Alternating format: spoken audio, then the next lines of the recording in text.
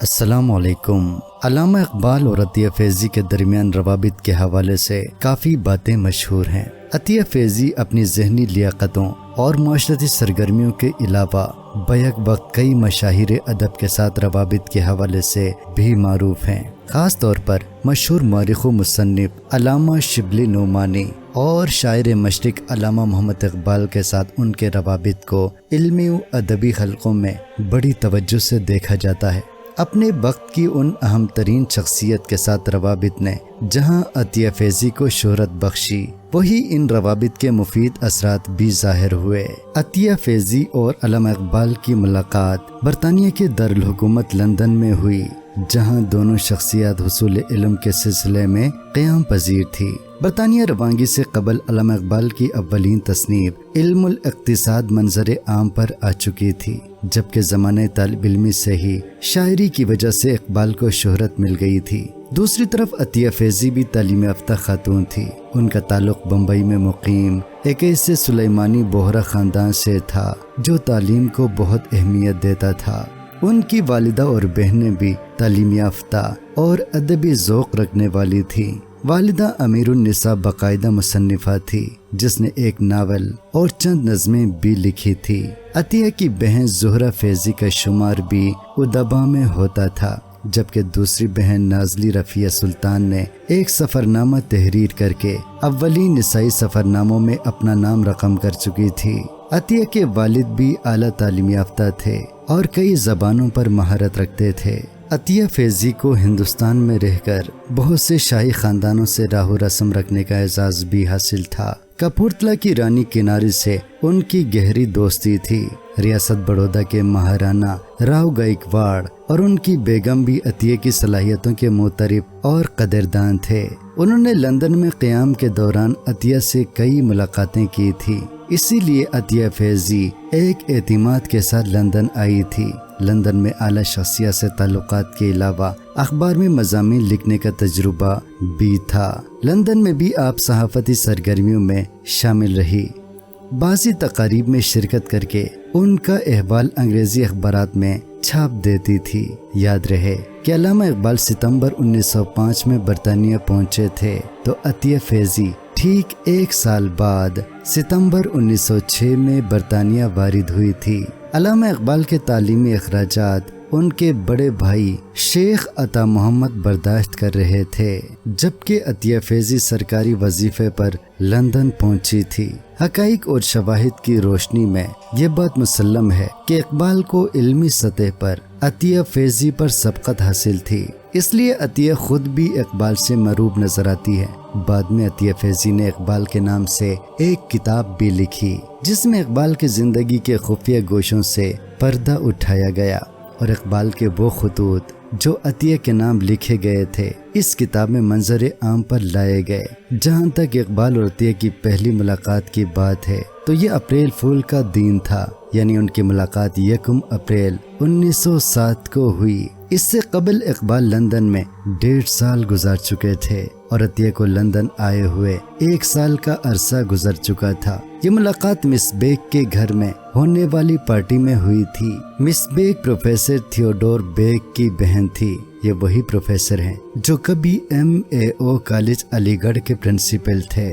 انہیں یہ عہدہ 24 سال کی عمر میں مل گیا تھا۔ عطیہ اور اقبال کی ملاقات حادثاتی نہیں تھی، بلکہ مس بیگ نے اس کا خصوصی اہتمام کیا تھا۔ انہوں نے عطیہ کو دعوت نامے کے ساتھ لکھا تھا کہ 1 اپریل کی پارٹی میں تمہیں محمد اقبال نامی ایک انتہائی ذہین آدمی سے ملوانا ہے جو کیمبرج سے خصوصی طور پر تم سے ملنے آ رہا ہے۔ جب عطیہ مس بیگ کے ہاں پہنچی تو پارٹی جاری تھی۔ اسی دوران اقبال بھی آ گئے۔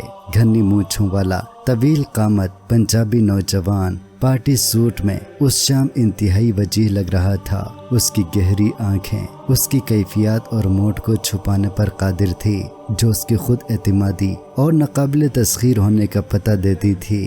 مس بیگ نے اقبال کا عطیہ سے تعارف کروایا، پھر دونوں کھانے کی میز پر ایک دوسرے سے باتیں کرنے لگے۔ اگرچہ پارٹی کا ماحول غیر شاعرانہ اور بے تاثیر تھا، لیکن عطیہ کو اقبال سے باتیں کر کے خاصی فرحت محسوس ہوئی۔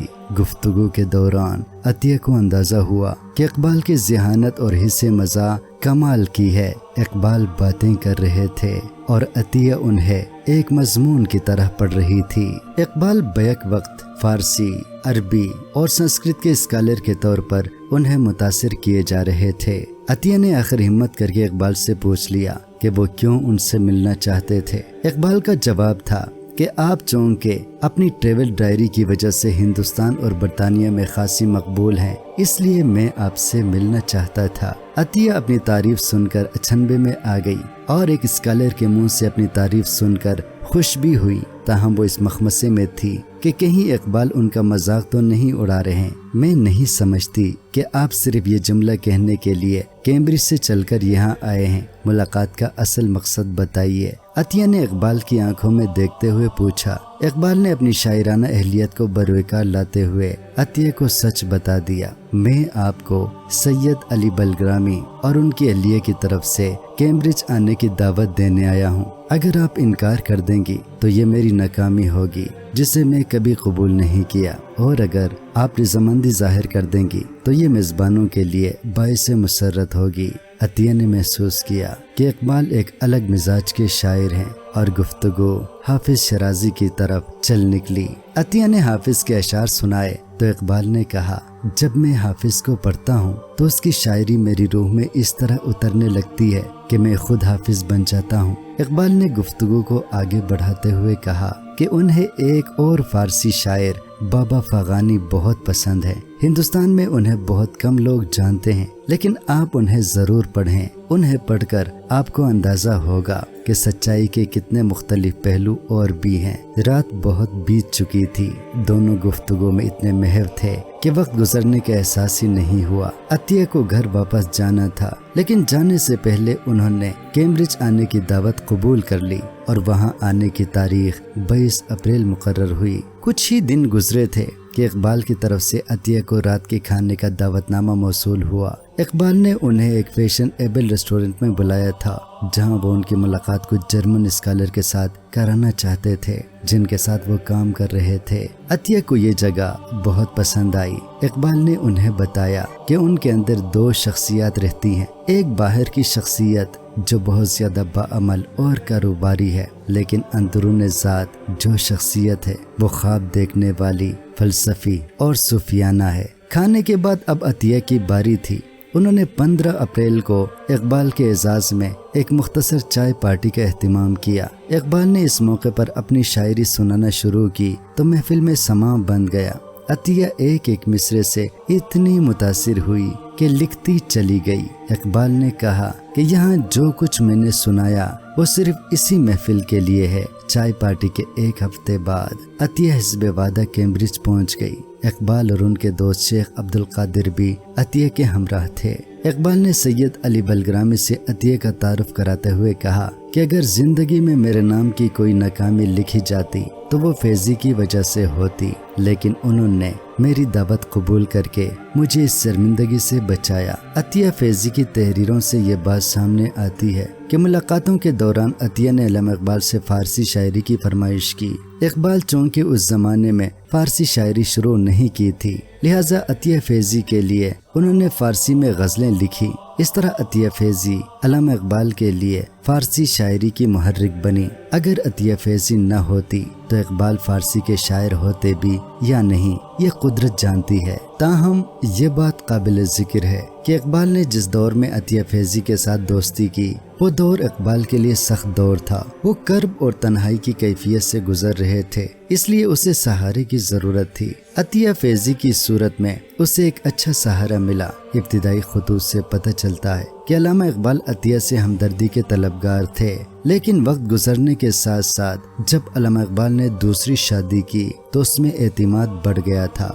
بعد کے خطوط سے پتہ چلتا ہے کہ اقبال اس کرب اور تنہائی کی کیفیت سے نکلنے کے بعد عطیہ فیضی سے ہمدردی کے طلبگار نہ تھے، بلکہ ایک اعتماد کے ساتھ ایک دوست کی حیثیت سے اپنا تعلق قائم کیے ہوئے تھے۔ علامہ اقبال کے ساتھ ساتھ عطیہ فیضی کی مولانا شبلی سے بھی شناسائی تھی۔ بعض محققین کے مطابق یہ شناسائی بڑھتے بڑھتے عاشق و معشوق کی صورت اختیار کر گئی تھی۔ عطیہ سے شبلی کی پہلی ملاقات 1906 میں ہوئی اور 11 مئی 1911 تک ان سے خط و کتابت جاری رہی۔ یہ اور بات تھی کہ آخری خط تک تعلقات کی نوعیت اتنی مختلف ہو چکی تھی کہ اس ستم ظریفی کو دیکھیے، مہینہ بھر بمبئی میں رہی اور مطلق خبر نہ دی۔ اس کے بعد عطیہ کے نام شبلی کا کوئی خط نہیں ملتا، نہ ملاقات کی خبر ملتی ہے، لیکن اس خاندان سے شبلی کے روابط برابر استوار رہے۔ 1912 اور 1914 کے دورے بمبئی میں عطیہ کی بہن سورہ فیضی شبلی کو کھانے پر مدعو کرتی رہی اور شبلی اسے قبول کرتے رہے۔ 5 اگست 1914 کو شبلی کے بھائی مولوی محمد اسحاق انتقال کر گئے تو وہ اس صدمے سے نڈھال ہو گئے۔ تاہم زہرہ کے نام 13 اکتوبر 1914 کے ایک خط میں عطیہ کو یاد کرتے ہیں، کیا لکھوں، میں اب کسی کام کا نہیں رہا، برادر مرحوم کی وجہ سے میں آزاد پھرتا تھا اور جہاں چاہے رہتا تھا، اب وطن سے نکلنا محال سا ہو گیا ہے۔ مرحوم گھر بھر کا چراغ تھا اور سب کاروبار اس کی بدولت چلتا تھا۔ آپ لوگوں کو دیکھنے کو ترسوں گا، کاش آپ یا عطیہ کبھی یہاں آتی اور 10-5 دن اس ویرانے میں بسر کرتی۔ عطیہ اگر آ جائیں تو بہت سلام شوق کہیے اور کہیے کہ کاش وہ میرے گھر آ کر تعزیت کرتی کہ دل کو تسکین ہو سکتی۔ یعنی وفات 18 نومبر 1914 سے تقریباً 1 مہینہ پہلے تک شبلی کی تحریروں میں عطیہ کا ذکر ملتا ہے۔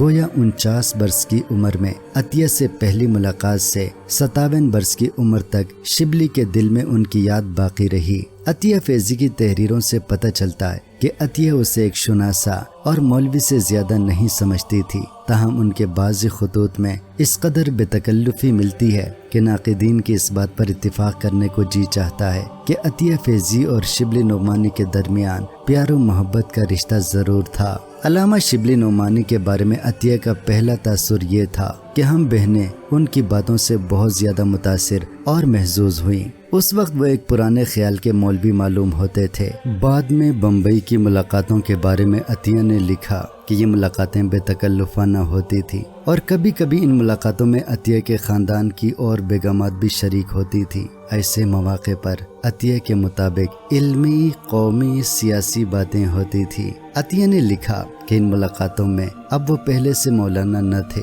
نہایت آزاد خیال، عورتوں کی سوسائٹی میں بے تکلف شرکت کرتے تھے، رسمی و رواجی پردے کے علمی و عملی طور پر مخالف تھے، تعلیم نسواں کے بڑے حامی تھے، شعر و شاعری اور مہذب لطائف و ظرائف اور خیالات کی یکسانی سے یہ ملاقاتیں بہت دلچسپ ہوتی تھیں۔ لیکن عطیہ کے کسی بیان سے علامہ شبلی کی زندگی کے کسی اہم گوشے پر روشنی نہیں پڑتی۔ البتہ منشی محمد امین زبیری کی تحریک پر مورز تحریر میں آنے والے مذکورہ وضاحت نامے میں عطیہ نے شبلی کی شخصیت سے متعلق بعضی ناگفتنی ضرور لکھ دی۔ اقبال کی عطیہ سے پہلی ملاقات 1 اپریل 1907 کو ہوئی، لیکن 2 ہی برس بعد تعلقات نے وہ رنگ اختیار کیا کہ اقبال کو صفائیوں اور وضاحتوں سے گزرنا پڑا، لیکن عطیہ کی ناراضی کی لے بتدریج بلند ہوتی گئی۔ یوں لگتا ہے کہ 7 اپریل 1910 کو لکھا گیا خط تعلقات کو خوشگوار رکھنے کی آخری کوشش تھی، کیونکہ 7 جولائی اور 4 دسمبر 1911 کے خطوط سابقہ تعلقات کا تسلسل نہیں کہے جا سکتے۔